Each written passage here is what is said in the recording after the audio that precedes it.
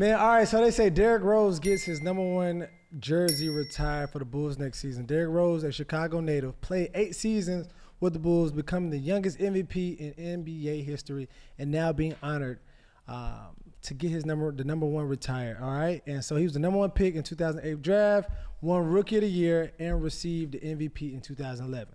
All right, so his stats correlate to your stats.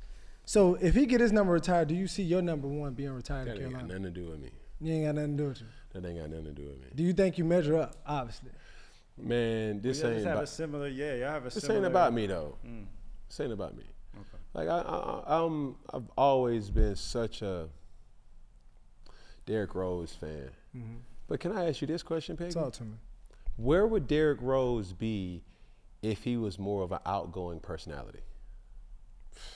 I know. It would be. They might not have treated him the same way, for sure. Yeah. They I think they don't. If he was like a talker, if he had like a personality. If he was Russell Westbrook. Yeah. They demonized. Because somebody would say, all that is Russell Westbrook, minus the Rookie of the Year. True. Minus the first pick of the draft. They love to demonize. They love to demonize the players who talk. But I said this, I said this before. It's like, bro, they don't pay they don't pay to see humble.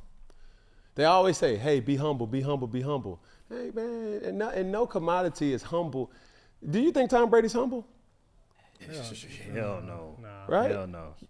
As an athlete, that doesn't mix. No facts. Even when I look at like how Derrick Rose played, like that motherfucker played. Oh my goodness, like bro, that motherfucker was. But off the court, you think LeBron James humble? No. You think Steph Curry's humble? No. He comes hold on, hold on, say this. He talked that shit because when he started. Come on. When he started. Come on. Yeah, you're right.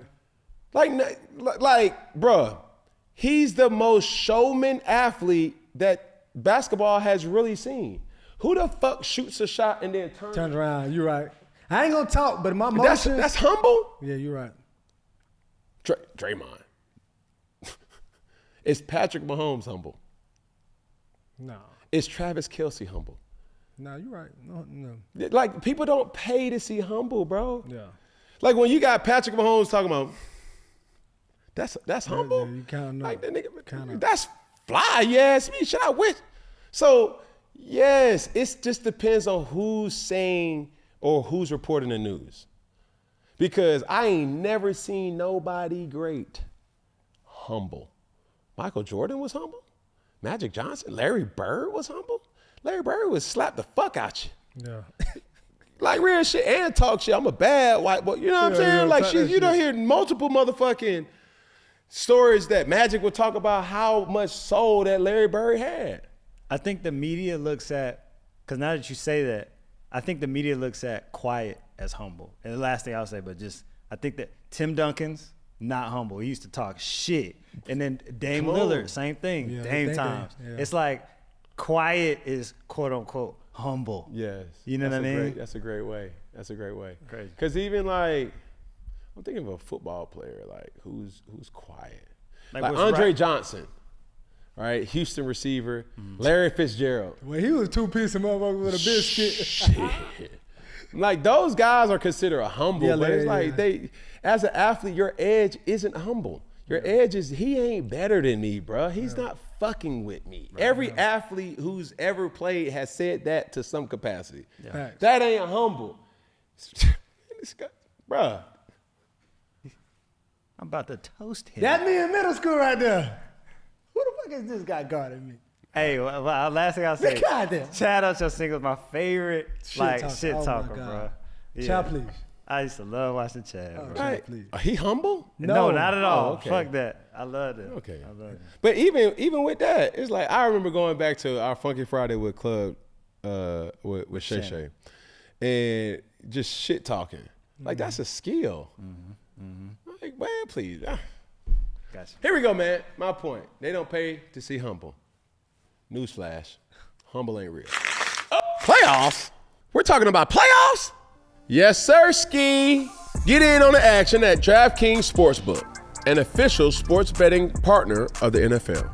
Ready to place your first bet? Me, I'm rolling with Patrick Mahomes and the Chiefs to three-peat as a 1.5 favorite over the Eagles. Go to DraftKings Sportsbook app and make your pick. Lines and odds are subject to change. New DraftKings customers can bet $5 to get $200 in bonus bets instantly. Download the DraftKings Sportsbook app and use code 4th, that's code 4th, for new customers to get $200 in bonus bets instantly when you bet just $5. Only on DraftKings Sportsbook. The crown is yours.